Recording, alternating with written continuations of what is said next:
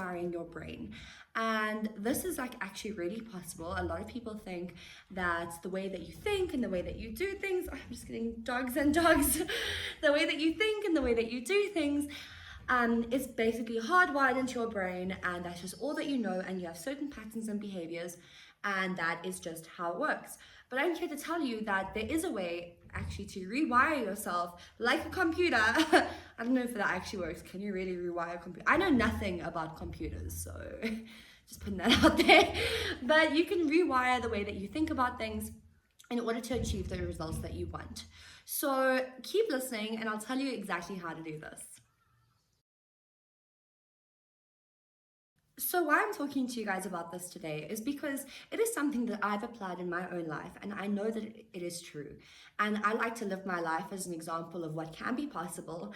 And I just want to say that there is a way out of any behavior that you don't like, about any part of your life that you're willing to change, about anything that you want to change in your life. I'm here to tell you that you can. You can do it.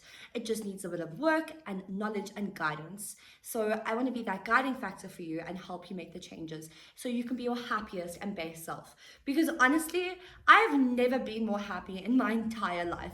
And I am truly, truly saying that. I'm not saying that for like the clouds or whatever. I'm genuinely saying I am extremely, extremely happy. And it's because I followed the methods and principles that I've learned in my life coaching, and I've applied them to myself, and I know that I can change other people's lives because my life was a complete mess before all of this. And when I say complete mess, I mean complete mess. And I will tell you guys about it in another video, but I just want to say that I know that the things that I'm going to teach you are to be true. So take from it what you want, but yeah, keep listening. Everything we do in life is because we believe that we will derive pleasure from it. My dog wants to get up. Hold on. Come, you can do it. So sorry guys, this is my life. These are my children, and you will see them a lot. They're always around, so don't be bugged by them in my videos. Anyway, everything that we do in life is because we believe that we will derive pleasure from it. So we eat the chocolate cake because we believe it's going to make us feel good.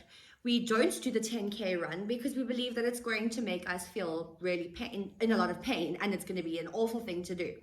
So that's what we're doing. We're constantly pleasure seeking throughout our life. It's the human nature. That is what we do. We try to find ways to make ourselves feel good. So what I'm here to tell you is that there aren't pleasurable and there aren't painful things. There are just things in life. So obviously there's a painful thing such as putting your hand into a blender, but I'm not talking about that kind of pain. I'm talking about discomfort within ourselves.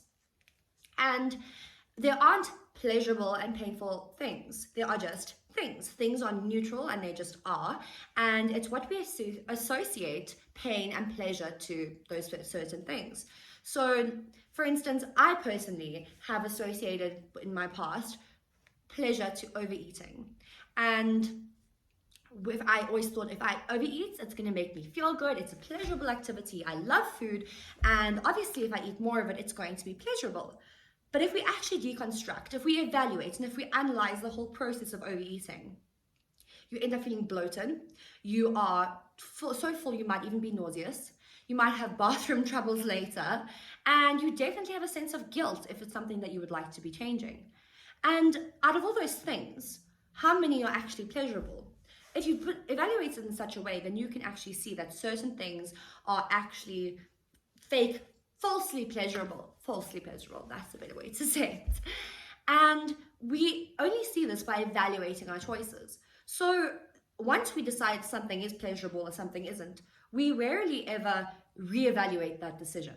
We rarely ever say, okay, well, let me actually break it down and see if this thing is still serving me, if it's still pleasurable to me. So that's how you can see that certain things that you think are pleasurable aren't. For instance, another example is running. I used to absolutely hate running. And for those who know me, best thing, love running, run all day, love running. And I thought about it and I was like, well, why do I not like this? Okay, the first 5 minutes are a bit difficult if you are especially starting out. But then I every time I run, I think to myself, this feels great. This feels awesome. I feel alive. I feel so good. My serotonin is just pumping through my body. I'm just feeling amazing. And I actually evaluated it and I was like, that is actually a pleasurable exercise. I have feelings of accomplishment when I finish it. It helps me become a physically better person by becoming fitter and healthier. And there are so many pros to it that I just thought, because it makes me feel a bit uncomfortable in the first 5 minutes, that it's immediately a painful exercise. So you really have to evaluate the things that you think are pleasurable and you think are painful. So now there's a little hack that if you have decided that certain things in your life are pleasurable or painful and you want to change that. So normally how we do it is you think about what you really want in life. What do you really want? And it might be to have a healthy body and become fitter.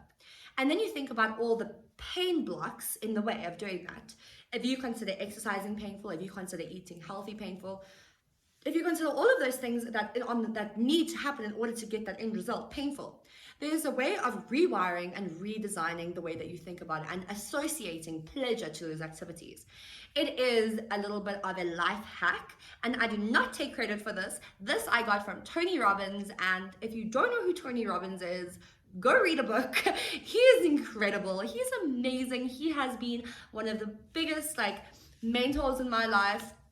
And I honestly just find that he is just, everyone knows Tony Robbins, but yeah, so Tony Robbins, incredible. And this is actually his example from his book. And I think it's an incredible one, and it's a little bit odd, but I think it really works. I know it really works. So if you, for instance, we're keeping with the overeating thing, it's a good one to use. And if you, for instance, want to overeat, you say to yourself, you make a commitment to yourself, and that's a big thing in any self-development, is sticking to a commitment. Sticking to a commitment is like the biggest thing that you can do in self-development. You don't play around with an idea, you don't just think about it, you don't try, you commit. And when you commit to something, you cut off any other possibility that could ever come in your way, because you're committed. So don't say that you're committed if you're not doing the things that you said you were going to do. That's playing with the idea. That's not commitment. So that's a side note, but I'm back here. So if you really commit to doing this, it will 100% work for you. So every time you decide to overeat, and you're allowed to overeat, you can overeat as much as you want of anything that you want. But here's the catch. After you do so, you have to, like I said, committed to, eat a massive tablespoon of wet dog food. I know. But I can guarantee you that after 3 or 4 times, maybe after the first time it's so awful for you, your brain will make that association that this is a painful exercise, and you physiologically will not have the desire to overeat anymore. It's like a little cure, but it does have to be repeated.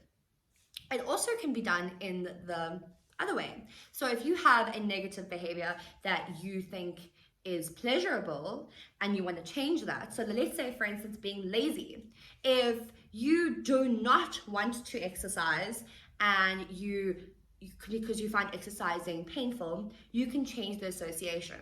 So it's the same concept, but you reward yourself with a pleasurable thing after you've done the activity.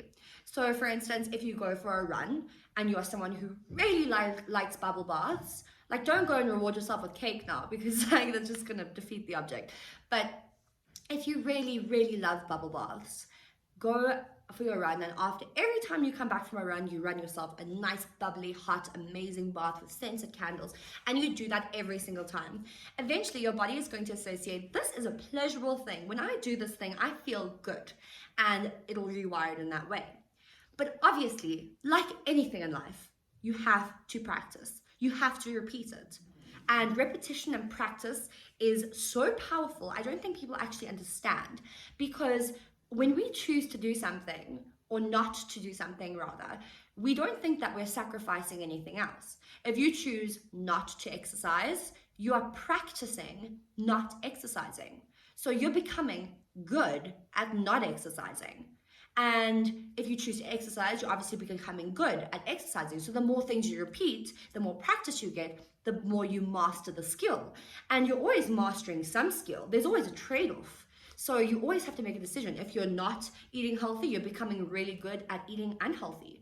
And if you are talking to people badly and not, you're becoming really good at talking to people badly rather than with respect. It can be applied to anything, but practice is what makes us learn new skills, achieve our goals, and become successful people. And you've got to be very mindful of what you actually are practicing in your life. What you want to do and what you practice might be completely different things. If you want to speak better to your partner, if you want to eat healthier, but you're not practicing it, what are you actually getting good at? And that is something that was quite a revelation for me. And I was like, holy shit, like, fuck, that's true. Like, oh my God. And it has been like the biggest eye opener for me. So you always are practicing something. Like right now, I'm practicing talking to you guys. And if I didn't, I'd practice at not doing that. Makes sense.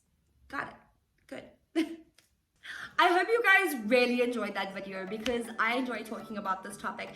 And I just want to say that on my channel, I'm going to be talking so much more about life coaching and not just fitness based stuff, because I really believe that in order to master fitness, you also have to master yourself and life. And I want to teach you lessons that can be applied in all aspects of your life, not just fitness. So I will still do some fitness content, but there's going to be a whole lot more of this. And I hope that's what you guys are here for. If not, then don't subscribe to me, whatever, be like that. It's fine, it's cool.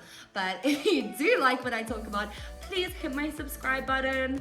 I know how to do this now, so I'm gonna just put this there and say subscribe now. Thanks. Okay, bye. I don't know what I was doing with my hand. I was gonna do a kiss and I was gonna do a wave, so just, I don't know, that feels weird. Just